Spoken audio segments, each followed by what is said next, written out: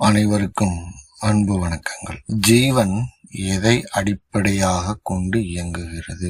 இந்த தலைப்பை ஏன் நம்ம தேர்ந்தெடுத்தோம் அப்படின்னா, முதல்ல நம்மளுடைய அடிப்படை தேவைகள் என்ன, இந்த உயிரினங்கள் மனிதர்கள் உட்பட எதை நோக்கி நாம் பயணிக்கிறோம், ஏன் இந்த பரபரப்பு ஏற்பட்டதற்குண்டான காரணங்கள் என்ன அப்படின்றத பத்தின ஒரு புரிதல் நமக்கு இருந்தது அப்படின்னா நாம் நம்மை சரி செய்து கொள்வதற்கு மிகவும் எளிதாக இருக்கும். அந்த புரிதல் என்பதே இல்லாதனாலதான் எதை நோக்கி ஓடுறோன்னே தெரியாம ஓடிட்டு இருக்கிறோம். அதனால அதை பத்தின ஒரு புரிதல் நமக்கு வேணும்ன்றதுதான் இந்த வீடியோ. மனித வாழ்க்கையின் முதல் அடிப்படை என்பது உயிர் வாழ்வதும் இனப்பெருக்கத்துக்கும் தான். இந்த அடிப்படை நோக்கம் அனைத்து உயிர்களுக்கும் சமமானது. தாவரத்திலிருந்து இப்பொழுது உயரிய பிறவியான மனித பிறப்பிற்கு வரை உயிர் பிழைத்தலும் இனப்பெருக்கமும் தான் அடிப்படை நோக்கமாக இருக்குது. மரம் செடி கொடிகள்ல இருந்து மனிதன் வரை உயிர் வாழ்வதும் இனப்பெருக்கமுமே முதன்மையானது. இதை அடைவதற்கான தேடுதலில்தான் அனைத்து உயிர்களின் வாழ்க்கையும் தொடங்குகிறது. உயிர் வாழ்வதற்கு தேவையான உணவை பெறுவது என்பது தனக்கு கீழ்நிலையில், அதாவது தன்னை விட வலிமை குன்றிய உயிரினத்தை உண்டு உயிர் பிழைப்பது ஆகும். இதில் தாவரங்கள் மட்டும் அவ்வாறு இல்லாமல் தனக்கு தேவையான உணவை இயற்கையிடமிருந்து பெற்று வாழ்கிறது. சூரிய ஒளி மூலமாகவும் காற்றின் மூலமாகவும் நிலத்தில் உள்ள நீர் மற்றும் இதர சத்துக்களை எடுத்து தன்னை உயிருடன் வைத்துக் கொள்கிறது. இந்த நிகழ்வில் எந்த ஒரு உயிரிழப்பும் கிடையாது. தாவரங்களை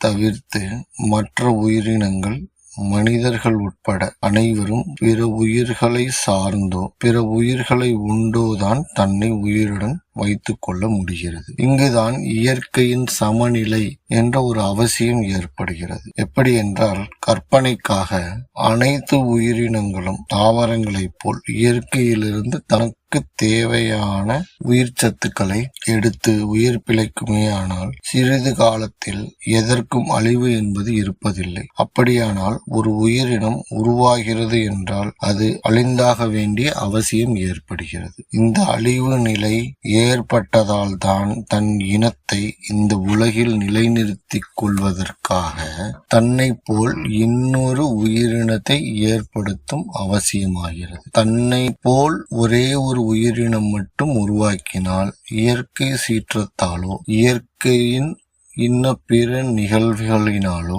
இந்த உயிரினம் அழிய வாய்ப்புள்ளதால் கணக்கற்ற உயிரினங்களை உருவாக்கும் கட்டாயம் ஏற்பட்டது. இங்குதான் இனப்பெருக்கம் அடிப்படை தேவையானது.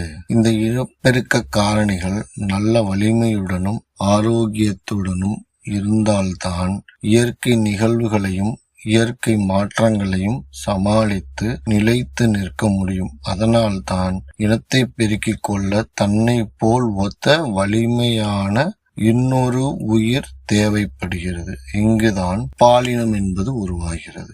இதையே பெண்ணினம் உயிர் பிழைப்பதற்காகவும் தன் இனத்தை பெருக்குவதற்காகவும் உண்டான வேலைகளை செய்கிறது. இங்கு ஆணினம் என்பது உயிர் பிழைப்புக்காகவும் தன் இனத்தை பெருக்க தன்னிடம் உள்ள வலிமையையும் ஆரோக்கியத்தையும் கொண்டு உதவுகிறது. இப்படி இந்த பூ உலகத்தில் பல்வேறு உயிரினங்கள் உயிர் பிழைக்கவும் தன் இனத்தை பெருக்கவும் இப்படி உருவாகிக்கிட்டே இருந்தால் இடப்பற்றாக்குறை ஏற்படும் வாய்ப்பு ஏற்பட்டது. அதை சமன் செய்ய இயற்கை ஒன்றை ஒன்று அழித்து தன் இனத்தை ஆதிக்கத்தில் கொண்டு வருவதற்கு ஏற்றவாறு அந்த உயிரினத்தின் மரபுகளை மாற்றியமைத்தது. அங்குதான் ஒரு இனம் இந்த பூ உலகில் தன் இனத்தை நிலைநிறுத்துவதற்காகவும் வேறொரு இனம் தன்னை விட உயர்ந்த நிலையில் அதாவது உயர்ந்த நிலை என்பதை விட தன் இனத்தை விட அதிக எண்ணிக்கையில் வலிமையானதாகிவிடக் கூடாது என்பதற்காகவும் பிற உயிர்களை அழித்து அந்த உயிரினத்தை தன் உயிரை காக்கும் உணவாகவும் பயன்படுத்தி கொண்டது. இங்குதான் வாழ்க்கை போராட்டம் என்பது ஆரம்பமானது. இந்த நிலையில் இருந்துதான் மனிதன் தன்னுடைய தேவைகளுக்காக தன்னை விட வலிமை குன்றிய பிற உயிர்களை கொன்றும் அடக்கியும் தனது தேவைகளுக்காக பயன்படுத்தி கொண்டும் தனக்கு உணவாகவும் பயன்படுத்தி கொண்டும் தன் இனத்தை நிலைநிறுத்துவதற்காக இந்த உலகில் வாழ்க்கை போராட்டம் என்பதை ஆரம்பித்தான். இது தாவரங்களில் இருந்து புழு பூச்சிகள் முதல் அனைத்து வனவிலங்குகளுக்கும் இப்படித்தான் வாழ்க்கை என்பது போராட்டமாக ஆரம்பித்தது. அதிகப்படியான உயிரினங்கள் ஏற்பட்டதன் காரணமாக அனைவருக்கும் அன்பு வணக்கங்கள். ஜீவன் எதை அடிப்படையாக கொண்டு இயங்குகிறது? இந்த தலைப்பை ஏன் நம்ம தேர்ந்தெடுத்தோம் அப்படின்னா, முதல்ல நம்மளுடைய எண்ணற்ற விதவிதமான உயிரினங்கள் உருவானதன் காரணமாக அந்தந்த உயிரினங்கள் தன் இனத்தை நிலைநிறுத்துவதற்காக தன்னை விட மெலிந்த வலிமை குன்றிய உயிரினங்களை அழித்து அதை உணவாக்கி வாழ ஆரம்பித்தும் தன் இனத்தில் உள்ள எண்ணிக்கையை அதிகப்படுத்திக் கொள்வதற்காக இனப்பெருக்கம் செய்தும் தனது இனத்தை நிலைநிறுத்தி கொண்டது.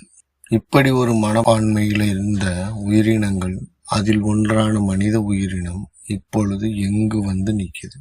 இந்த உலகத்தையே அழிக்கக்கூடிய நிலையில் இருக்கிறது. இதை நாம முதல்ல புரிஞ்சுக்கிறோம்.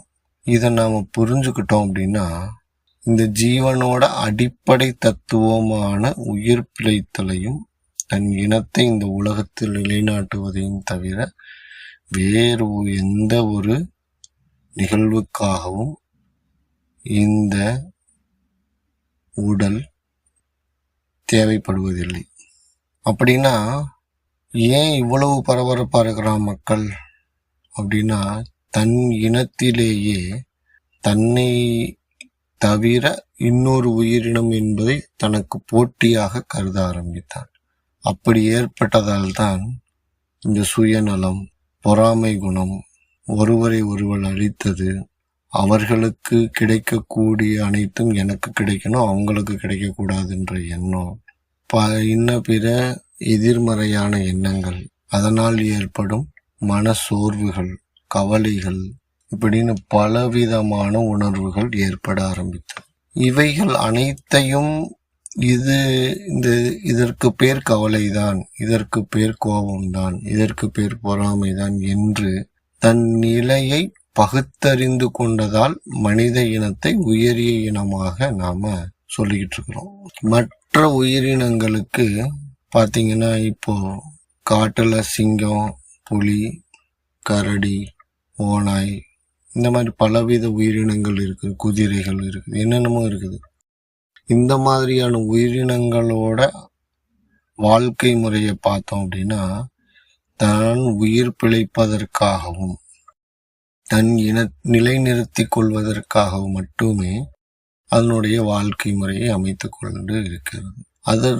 அது எந்த இடத்தில் வசிக்கிறதோ அதற்கேற்ற தகவமைப்புகளை இயற்கையாகவே அதை ஏற்படுத்தி கொண்டு தன்னை அதற்கேற்றாற்போல் மாற்றிக்கொண்டு அது வாழ ஆரம்பிக்குது. இந்த மற்ற உயிரினங்களுக்கும் மனிதர்களுக்கும் உள்ள வித்தியாசம் என்ன அப்படின்னா, மற்ற உயிரினங்கள் அனைத்தும் இயற்கையோடு ஒன்றி வாழ்கிறது அப்படின்னா என்னன்னா, இயற்கை தான் எந்த இடத்தில் இருக்கிறோமோ அதற்கேற்றாற்போல் தன்னை மாற்றிக்கொள்ள முயற்சி செய்து காலப்போக்கில் அதற்கேற்ற மாதிரி மாறி அங்கு உயிர் பிழைக்கவும் தன் இனத்தை பெருக்கவும் உண்டான வேலைகளை செய்து கொண்டிருக்கிறது. ஆனால் மனித இனம் மட்டும்தான் தனக்கு ஏற்றாற்போல் இயற்கையை மாற்றியமைக்க முற்படுகிறான். அங்கதான் இயற்கை சமநிலை என்பது சீர்கேடு ஆக ஆரம்பிக்கிறது.